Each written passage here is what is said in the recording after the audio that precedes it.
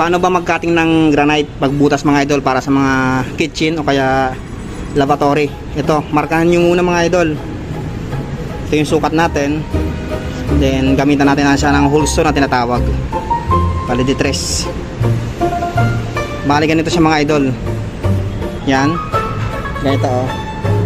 Pag magka-cutting kayo mga idol, kailangan itagilid nyo. Ito. Yan, tagilid nyo siya. Ito oh. Yan, yes. Yan, dahan-dahan lang. Yan, ganyan mga idol. Huwag mong bibiglain. Dahan-dahan lang.